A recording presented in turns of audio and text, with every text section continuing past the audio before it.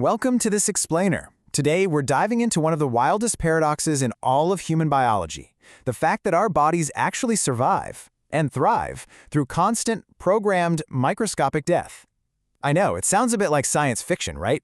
But this incredibly precise, built-in self-destruct mechanism is happening inside of you right this very second.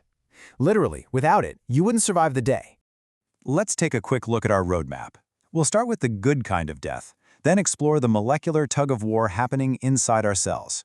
From there, we'll map out the 6 steps to cell demise, contrast apoptosis with messy necrosis, and finally, look at what happens when cell death goes wrong. So, Section 1, the good kind of death. Why are rogue or aging cells such a massive threat to us?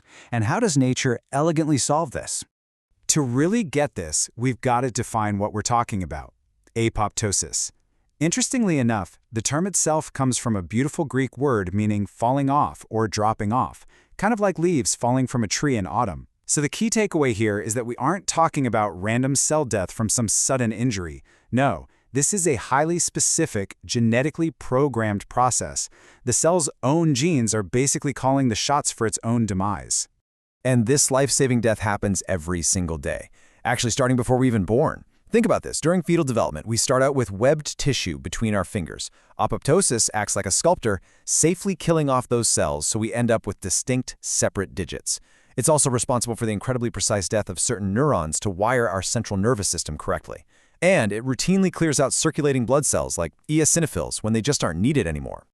Moving on to Section 2, the molecular tug-of-war. Let's zoom in and meet the microscopic characters that actually control this high-stakes decision.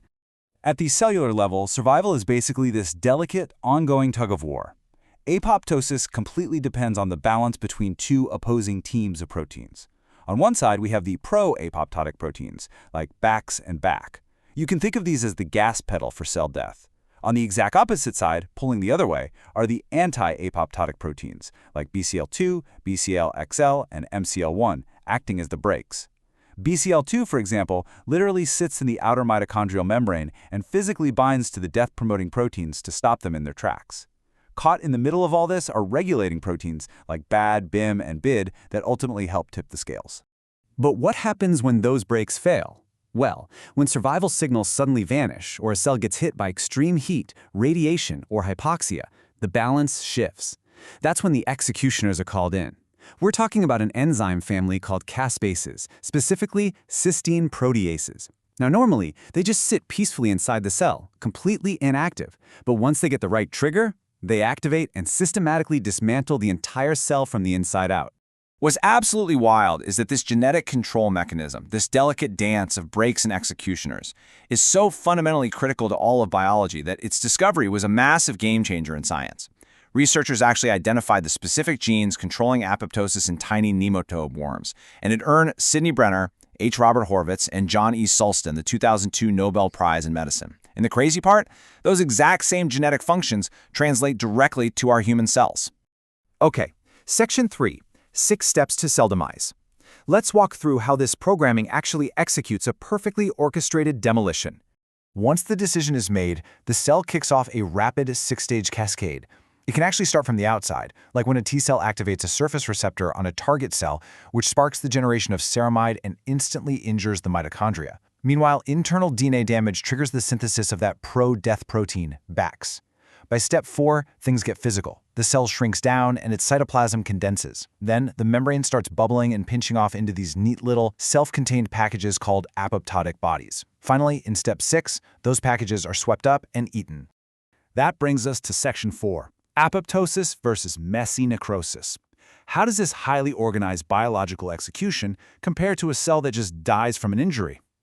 In pathology, you've basically got 2 main ways a cell dies, and the contrast is night and day. Necrosis is cell death from injury, and it is a total mess. The cell completely loses control, its nucleus disintegrates into clumps, and this is the big one. It triggers a massive inflammatory response in the surrounding tissue. Apoptosis, on the flip side, is remarkably tidy. The cell shrinks instead of swelling, it condenses its internal structures, keeps its organelles looking almost perfectly normal, and crucially, there is almost never any inflammation.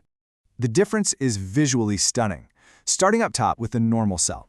Now, if it undergoes necrosis following that left path, it swells up.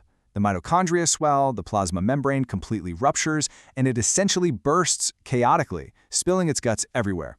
But if you look at the right path for apoptosis, the cell gracefully shrinks. The membrane bubbles, or blubs as we call it, and it elegantly fragments into those tidy little self-contained apoptotic bodies.